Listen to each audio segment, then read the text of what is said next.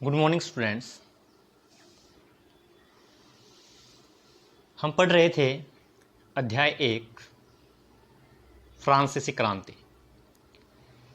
जिसके अंतर्गत मैंने आपको बताया कि फ्रांस की क्रांति होने के कारण क्या थे। फ्रांस का समाज कैसे 3 स्टेट्स में बटा हुआ था, प्रथम स्टेट, द्वितीय स्टेट और तृतीय स्टेट, और कैसे जो कर हैं वो केवल तृतीय स्टेट के जो लोग हैं वही कर अदा करते थे, और कैसे फ्रांस के अंदर फिर धीरे धीरे वहाँ पे राजतंत्र का अंत हुआ, राजा के शासन का अंत हुआ। फ्रांस की क्रांति के बाद लुई 16वें ने संवैधानिक राजतंत्र को अपना लिया। वहाँ पर संवैधानिक राजतंत्र की स्थापना होती है, राजा है वो संविधान के दायरे में आ जाता है। लेकिन वहाँ पर संवैधानिक राजतंत्र की स्थापना होने के बाद या गणतंत्र की स्थापना हो जाने के बाद भी फ्रांस के अंदर आने वाले समय में जो फ्रांस की जो स्थिति है वो अब भी क्या थी, तनावपूर्ण बनी रही। लुई 16वें ने संविधान पर हस्ताक्षर कर दिए थे, परंतु प्रशा के राजा से उसकी गुप्त वार्ता भी चल रही थी। प्रशा का जो राजा था, क्योंकि फ्रांस के अंदर अब क्या है, एक लोकतांत्रिक जो सरकार है, एक जो संवैधानिक जो सरकार है उसकी स्थापना हो चुकी थी। लेकिन फ्रांस के आसपास जो रूढ़िवादी जो लोग थे, रूढ़िवादी कौन होते हैं, जो प्राचीन जो विचारधारा में विश्वास रखने वाले जो लोग थे, जो अब भी राजा का शासन चाहते थे, जो चर्च का शासन या चर्च का जो आधिपत्य है वो समाज के ऊपर चाहते थे, जो समाज के अंदर ऊंच नीच को बनाए रखना चाहते थे, जो समाज के अंदर अपनी संपत्ति के अधिकार को सुरक्षित रखना चाहते थे, उन लोगों ने क्या किया, वो लोग अब भी क्या है, फ्रांस का जो राजा था लुई 16वां, उसके साथ अब भी उनकी बातचीत है वो चल रही थी। जैसे प्रशा के राजा से लुई 16वें की जो वार्तालाप है वो चल रहा था। फ्रांस की घटनाओं से अन्य पड़ोसी देशों के शासक भी चिंतित थे, क्योंकि उनको डर था कि हमारे शासन का अंत ना हो जाए। जैसे फ्रांस के अंदर फ्रांसीसी क्रांति ने जो बूर्बो वंश का राजा था लुई 16वां, उसका जो तख्ता पलट कर दिया या उसको सिंहासन से उतार दिया या उसको संविधान के दायरे में ले आए, तो उनको डर था कहीं ऐसी घटनाएं हमारे यहाँ भी ना घटित हो जाए। इसलिए 1789 की गर्मियों के बाद होने वाली ऐसी घटनाओं को नियंत्रित करने के लिए इन शासकों ने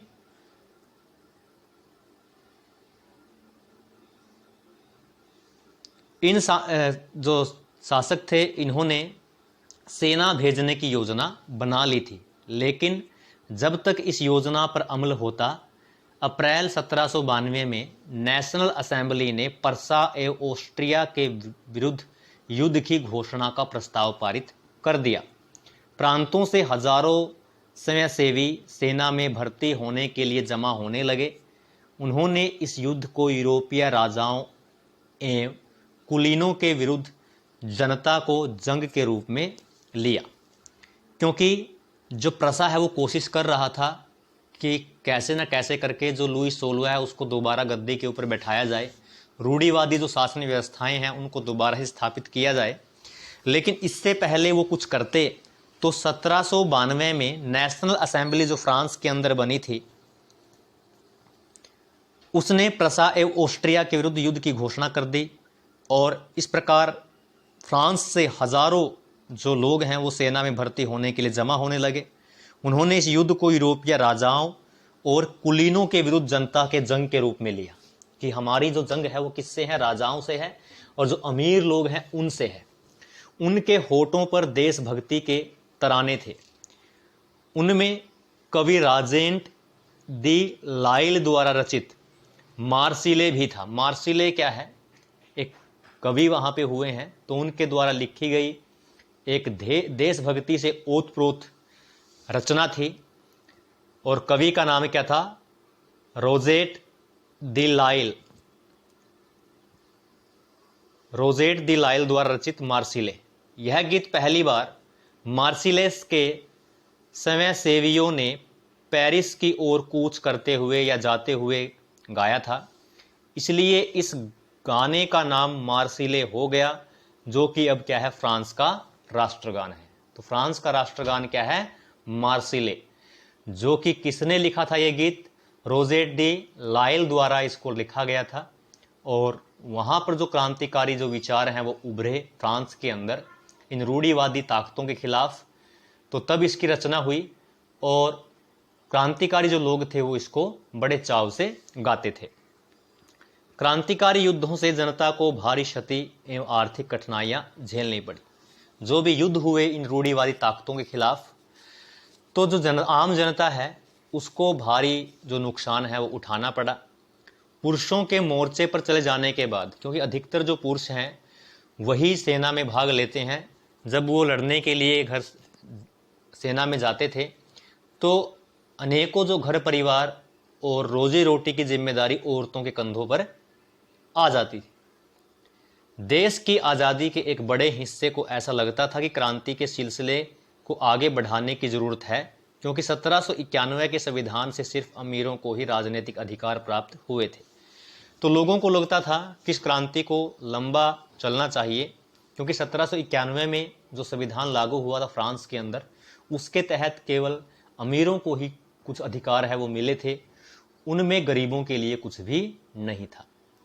उसके बाद देखते हैं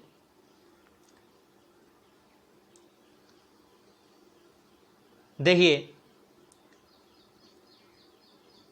लोग राजनीतिक क्लबों में अड्डे जमाकर सरकारी नीतियों और अपनी कार्य योजना पर बहस करते थे। लोग क्या करते थे, जो क्लब होते हैं क्लबों में इकट्ठा होते थे और वहां पर इन सरकारी नीतियों और अपनी कार्य योजना के ऊपर बहस करते थे, वार्तालाप करते थे। इनमें से जैकोबिन क्लब सबसे सफल था।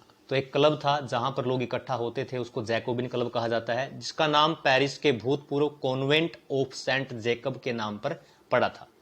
तो कॉन्वेंट क्या होता है, जो ईसाई धर्म प्रचारक होते हैं उनके रहने का एक जगह होती है जिसको कॉन्वेंट कहा जाता है, एक इमारत होती है। तो ऐसे ही एक धर्म प्रचारक थे जिनका नाम था सेंट जैकब। तो सेंट जैकब के नाम पर ही इसका नाम जैकोबिन क्लब पड़ा, जो अब इस राजनीतिक समूह का अड्डा बन गया था। यहाँ पर लोग आते और राजनीतिक जो नीतियाँ थी, सरकारी नीतियाँ थी या अपनी जो कार्य योजनाएं थी, उनके ऊपर वो बहस करते। इस पूरी अवधि में महिलाएं भी सक्रिय थी। महिलाएं भी इन जो एक क्लब थे जैकोबिन क्लब, इनमें बढ़ चढ़ करके उन्होंने भाग लिया। उन्होंने भी अपने जो क्लब है वो बना लिए थे। इस अध्याय के खंड 4 में आप उनकी गतिविधियों एवं मांगों के बारे में जानेंगे कि महिलाओं की कौन कौन सी गतिविधियां उन्होंने की, कैसे फ्रांस की क्रांति में उन्होंने अपनी महत्वपूर्ण भूमिका निभाई और वो क्या क्या मांगे हैं वो कर रही थी। उसके बाद देखते हैं कि ये जैकोबिन के जो सदस्य थे वो कौन थे। जैकोबिन क्लब के सदस्य हैं मुख्यतः समाज के कम समृद्ध हिस्से से आते थे, यानी इतने अमीर लोग नहीं थे। इसमें छोटे दुकानदार, कारीगर जैसे जूता बनाने वाले, पेस्ट्री बनाने वाले, घड़ी साज मतलब घड़ी बनाने वाले, घड़ी की साफ सफाई करने वाले, छपाई करने वाले, नौकर एवं दिहाड़ी मजदूर इसके अंदर शामिल थे। इनका जो नेता था, जैकोबिन क्लब का जो नेता था वो था मैक्समिलियन रोबोस्फेयर। मैक्समिलियन रोबोस्फेयर इसका नेता था। तो जैकोबिनों के एक बड़े वर्ग ने गोदी कामगारों की तरह धारीदार, गोदी कामगार क्या होते हैं, समुद्र तट के ऊपर जो समुद्री जहाज के अंदर सामान उतारने और चढ़ाने के लिए जो लोग वहां पे होते हैं उनको गोदी कामगार या गोदी मजदूर उनको कहा जाता है। तो उनकी तरह इनकी जो एक ड्रेस थी, जैकोबिन जो लोग थे, जैकोबिन क्लब के जो लोग थे, उनकी एक ड्रेस थी, एक इनका ड्रेस कोड था जिसमें धारीदार लंबी पतलून पहनने का निर्णय इन्होंने लिया। ऐसा उन्होंने समाज के फैशन प्रस्त वर्ग, यानी जो समाज के अंदर जो फैशन चला हुआ था, जो लोग फैशन को बढ़ावा दे रहे थे, खास तौर से घुटनों तक पहने जाने वाले ब्रीचेस, जिसको घुटन्ना पहनने वाले कुलीनों से खुद को अलग करने के लिए उन्होंने ऐसा किया था। तो ये क्या थे, जो आधुनिक जो चीजें वहां पे हो रही थी उसके भी ये लोग क्या थे, खिलाफ थे, उस पहनावे के भी खिलाफ थे। और यह ब्रीचेस पहनने वाले कुलीनों की सत्ता समाप्ति के ऐलान का उनका तरीका था कि अब आपकी जो सत्ता है, अमीरों की सत्ता है, अब क्या है, वो खत्म होने वाली है। तो ऐसा वो इसलिए उन्होंने ये ड्रेस है वो डाली हुई थी। तो कॉन्वेंट क्या है, एक इमारत है जहां पर क्या है, जो ये ईसाई धर्म के जो लोग हैं वो रहते हैं।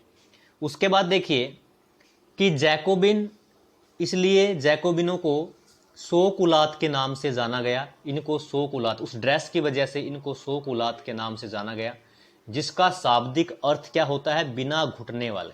मतलब ऐसी ड्रेस थी उनकी जिन जो क्या है, बिना घुटने वाली ड्रेस थी। शोकुलात पुरुष लाल रंग की टोपी भी पहनते थे जो स्वतंत्रता का प्रतीक थी। तो एक लाल रंग की टोपी डालते थे जैकोबिन क्लब के जो लोग थे, और जो स्वतंत्रता का प्रतीक थी। लेकिन महिलाओं को ऐसा करने की अनुमति नहीं थी, वो टोपी नहीं डाल सकती थी। उसके बाद देखिए कि कैसे ये जो क्रांति है वो आगे बढ़ती है। सन 1792 की गर्मियों में जैकोबिनों ने खाद्य पदार्थों की महंगाई एवं अभाव से नाराज पेरिस वासियों को लेकर एक विशाल हिंसक विद्रोह की योजना बनाई। तो जैकोबिन क्लब के जो लोग थे, पेरिस में लगातार क्या था, जो खाने के जो सामान था उसकी महंगाई बढ़ती जा रही थी। तो इसको लेकर के पेरिस वासियों को इकट्ठा करके एक विशाल हिंसक विद्रोह, मतलब हिंसक क्या होता है, जिसमें क्या है, मार काट हो, है ना। तो ऐसा विद्रोह करने की योजना बनाई। 10 अगस्त की सुबह उन्होंने ट्यूलेरिए के महल पर धावा बोल दिया, राजा के रक्षकों को मार डाला और खुद राजा को कई घंटों तक बंधक बनाए रखा, कैद करके रखा। बाद में असेंबली ने शाही परिवार को जेल में डाल देने का प्रस्ताव पारित किया गया। जो वहां पे नेशनल असेंबली थी, उसने उस शाही परिवार को क्या है, जेल में डालने का जो प्रस्ताव है वो सभी ने मिलकर के क्या किया, पारित किया। उसके बाद देखते हैं, बाद में असेंबली ने शाही परिवार को जेल में डालने का प्रस्ताव पारित किया। नए चुनाव करवाए गए। 21 वर्ष से अधिक उम्र वाले सभी पुरुषों, चाहे उनके पास संपत्ति हो या नहीं हो, उनको वोट देने का अधिकार दिया गया। तो देखिए पहले क्या था, ऐसे लोगों को 25 वर्ष से ऊपर ऐसे लोगों को वोट देने का अधिकार था जिनके पास संपत्ति हो और जो अपनी 3 दिन की मजदूरी के बराबर क्या देता हो, कर देता हो, तो उनको ही वोट डालने का अधिकार था। लेकिन अब यहां पे क्या होता है, जो मैक्सिमिलियन रोबेस्पियर की जो सरकार आती है, जैकोबिन क्लब का जो अध्यक्ष था या उनका मुखिया था, तो उसने क्या किया, उसने 21 वर्ष से अधिक उम्र के सभी पुरुषों को वोट देने का अधिकार दे दिया। अब ध्यान दीजिए, यहां पे अभी तक भी महिलाओं को वोट देने का अधिकार नहीं था। यानी जैकोबिन जो सरकार बनी या मैक्सिमिलियन रोबेस्पियर की जो सरकार बनी, उसमें भी महिलाओं को वोट देने का अधिकार नहीं था। उसके बाद देखते हैं कि नवनिर्वाचित जो नई जो निर्वाचित हुई थी या चुनी गई असेंबली की थी, उसको कन्वेंशन का नाम दिया गया। यानी जो असेंबली का चुनाव हुआ, लोगों ने अपने वोट के अधिकार के द्वारा, पुरुषों ने जिनकी उम्र 21 वर्ष से ऊपर थी, उन्होंने अपने वोट के अधिकार के द्वारा जिन लोगों को चुना, उन नवनिर्वाचित लोगों को या उनकी असेंबली को कन्वेंशन का नाम दिया गया। 21 सितंबर 1792 को इसने राजतंत्र का अंत कर दिया, राजा के शासन का अंत कर दिया और फ्रांस को एक गणतंत्र घोषित कर दिया, एक गणतंत्र राज्य है वो घोषित कर दिया। जैसा कि आप जानते हैं, गणतंत्र सरकार क्या होती है, सरकार का वह रूप होता है जहां सरकार एवं उसके प्रमुख का चुनाव जनता करती है।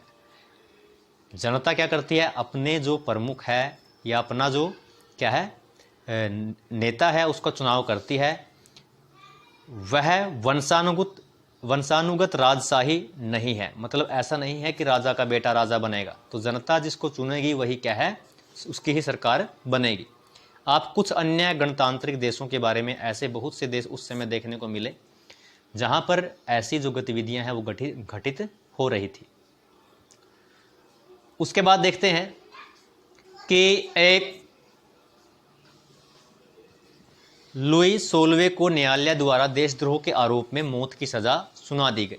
देशद्रोह क्या होता है, अपने देश के प्रति विद्रोह करना या अपने देश से विश्वासघात करने के आरोप में या सरकार के खिलाफ जाने के आरोप में उसको 21 जनवरी 1793 को पैलेस डी ला कॉनकॉर्ड में सार्वजनिक रूप से फांसी दे दी गई। जल्द ही रानी मेरी एंटोइनेट का भी वही हश्र हुआ, उसको भी क्या है फांसी दे दी गई।